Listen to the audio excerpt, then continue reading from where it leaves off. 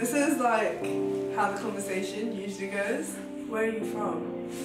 I'm from London.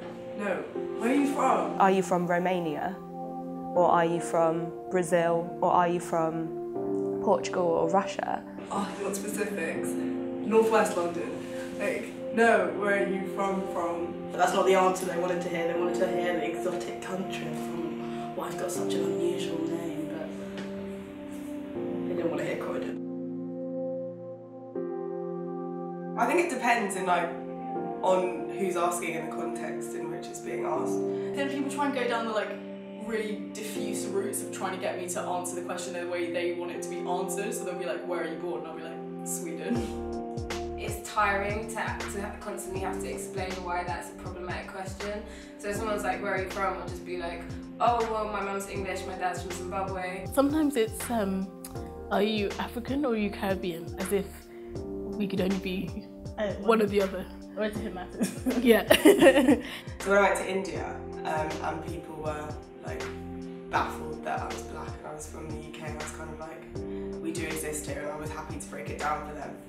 But there's times when it's, especially here, when it's asked in a much more sinister way. It's not just like, oh, so no, where are you from? It's like, where are you from? And give me your whole family history and a tree, and where was your grandma born, and where was your grandfather born, and where was this person born. Being from London is a lot more relevant to me than talking about where my parents are from.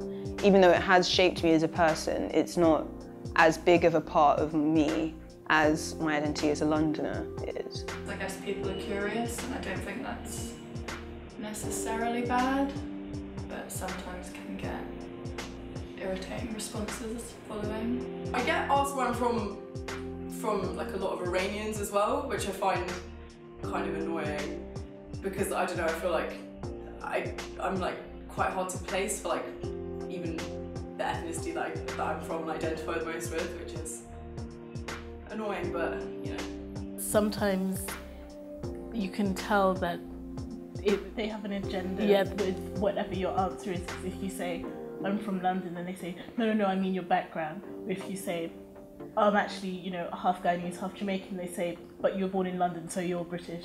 It's as if what do you want me to say? Exactly. I am all of them. It's a bit disrespectful for that to be your first question to ask someone, because I'm just going about my daily life, and suddenly I feel like I'm not really in the place where I feel like I belong in London, and I feel like, having lived here my whole life and being born here, that this is my home. And then it's like you've just been taken out of that context because you look like you're not from, all of you isn't from here. And I know people don't mean it that way, but that's how it feels. I used to think I'm born in Britain, I'm British, it's pretty simple. But then I realised no one else thinks I'm British, so then I'm like, but I'm black British, I'm Jamaican, but I wasn't born there. So I feel like I belong to both and then to neither at the same time. I'm too Western for the Indian, too Indian for the Westerns. If I was to say anywhere that would be kind of the most home, I guess, for me, it would be London. But then I've never really felt that English or that British, really. I wasn't brought up, I guess, in a kind of British way or in an English way. I don't even know what that would consist of, really.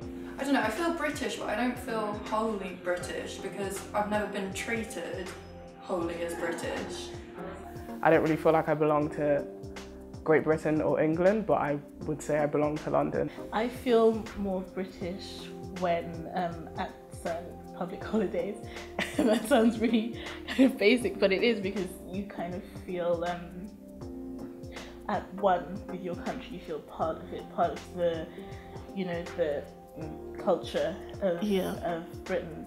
But then if I were to go to Ghana, if I were to go to Jamaica, because I also understand that culture, I feel part of that. Yeah, exactly. I don't know, whenever I go back to Iran, I find it it really feels like home down. I'm always really happy when I go back, and it's just really nice, and it feels strangely familiar, even though I've never lived there. I've lived in London my whole life. But then obviously there I'm not fully Iranian because I've got an English accent.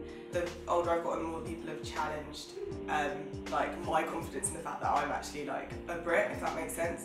So the more the more people probe, the more it's been like, oh, I don't really know that much about my Guyanese side because my grandma's been here for so long, my mum was born here, and I don't really know that much about my Jamaican side because I was primarily brought up by my mum, and so now I'm kind of like, shit, I should find some stuff out. If I'm around my family, I feel more Jamaican, and if I'm around my friends in England, I feel more British.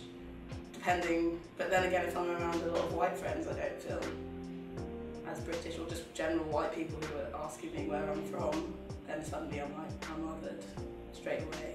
If you look at Britain in terms of its politics and the way women, especially women of colour and just people of colour in general, are like so marginalised and not thought about in how our political proceedings like run in like every flipping aspect, then I'd say that they can't have like, how could the wider structure see me as British if they don't care to protect my rights and like development within that kind of framework?